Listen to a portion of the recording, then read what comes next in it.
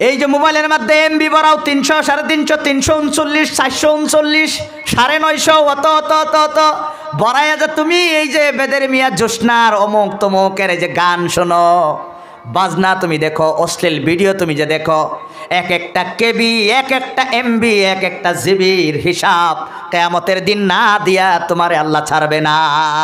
মোবাইলের মধ্যে balance বাড়ায়া hello hello করো যে তুমি কার লগে, ব্ল্যাঙ্কেটের তলে হইতে হইতে কার লগে করো, এই যে পয়সা বাড়ায়া অবৈধ কাজ করলা তার হিসাব কিন্তু কিয়ামতের দিন দিতে হবে। বুঝলেন কি না? তাহলে কি বুঝলেন?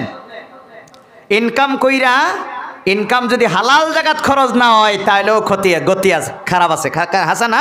লাস্ট কোয়েশন, আমার বয়ান শেষ, লাস্ট কোয়েশন করা হইব।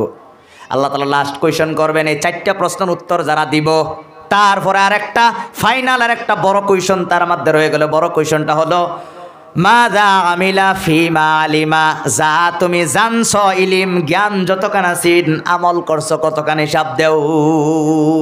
এটার মধ্যে কি পরিমাণ আমরা ফাঁসাম, অন্যগর কথা তো বাদে আমি কি পরিমাণ ভাষাম এটাই তো আমি তো চিন্তা করে হইতেছি না। কিভাবে ভাষাম চিন্তা করে দেখুন, বলুন। সমাজের মধ্যে বর্তমান নামাজের সংখ্যা বেশি না বেনামাজের সংখ্যা বেশি? 5 ওয়াক্ত নামাজ ফরজ। অন্য করে দুনিয়া বেটির এই অঞ্চল কয়জন মুসলমানে জানে না? না সবই জানে? না না আবারই বলতেছে, উত্তর দিবেন। 5 ওয়াক্ত নামাজ ফরজ কয়জন মুসলমানে জানে না? না না ভাই, সবই জুড়ে একটা উত্তর দিন। কয়জন মুসলমানে জানে না? আরো জোরে, আরো চিল্লাইয়া বলেন, একটাবার চিল্লাইয়া বলেন। সবাই জানেনি? আল্লাহ কব জানছিলা তাহলে মানছিলা না কেন? সুদ খাওয়া হারাম কয়জনে জানে না? আল্লাহ বলবে জানছিলি হারাম মানছিলে না কেন? উত্তর দে। ঘুষ খাওয়া হারাম কয়জনে জানে না? 2 নম্বরি করে হারাম কয়জনে জানে না বলেন?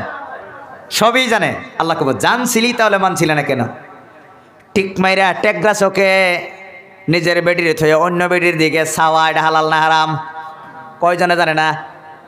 তাহলে জানছিলা তাহলে মানছিলা না কেন? সীমা ঠেলা হারাম, এটা কয়জনে জানে না? কন্যা কে?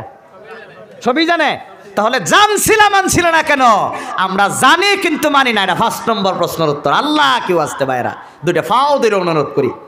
আজকের কথাগুলো আপনারা তো আইসলেন মনে করে হুজুরে কিচ্ছা কাহিনী কইয়া আঙ্গরে কত মজার কত সুর কত শোনায় আঙ্গরে আজকে বিদায় করব। কিন্তু আজকে যেই কথাগুলো শোনাইয়া দিলাম এখন তো জান্নাল শুন আল্লাহ কব জানছিলি হুজুরে কইয়া দিছিলেন বুঝাইয়া দিছিন মানছিলে না কে লেগিয়া। আমি চাই এখানে বসা একজন, খালি আপনারা না আপনাদের পরিয়ালের সবাইকে যে কথাগুলো আজকে বললাম এই কথাগুলো তাদের কাছে নিয়ে পৌঁছায় দিবেন, নিজের পরিয়ালকে, নিজের গোটা ফ্যামিলিকে, নিজের ছেলে মেয়েদেরকে যারা স্কুলে লেখাপড়া করে পড়ান, খুব ভালো করে পড়ান। তবে এই আল্লাহকে জবাব দিতে হবে সারা জীবনের আমল, এইটা শিখাইয়া দিবেন। তাহলে আপনার ছেলে টিক মেরে গিয়ে আরেক মেয়ের উড়না ধরে টান দিত না, তখন ডরাইব। আপনার কারণে আপনার ছেলের কারণে আপনার কোনো দিন জেলে যাইতে হইতো না, আপনার মেয়ের কারণে আপনার কোনো দিন সমাজের মধ্যে আপনার কোনো বেজ্জতি হইতে হইতো না। আপনার মেয়ে নিজেকে কন্ট্রোল করে রাখবো। কথা বলেন ঠিক কিনা? কথা বলেন ঠিক কিনা? আমার বাবার আমার ভাইয়েরা এই কথাগুলো আজকে বললাম।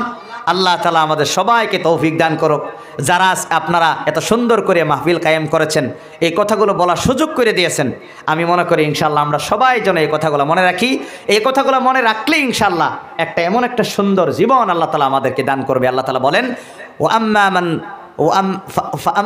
আম্মা মান খাফা মাকাম রাব্বিহি ওয়া নাহান নাফসা আনিল হাওয়া, যারা কিয়ামতের আল্লাহর সামনে দাঁড়ায়া যে জব দিতে হবে এটাকে ডরায়া নিজের নফসটারে খারাপ কাজের থেকে যারা বাঁচায় রাখে ফা ইন্নাল জান্নাতা হিয়াল মাওয়া, আল্লাহ বলে তাদের পরকালে থাকার জায়গা হলো জান্নাত। বলেন সুবহানাল্লাহ।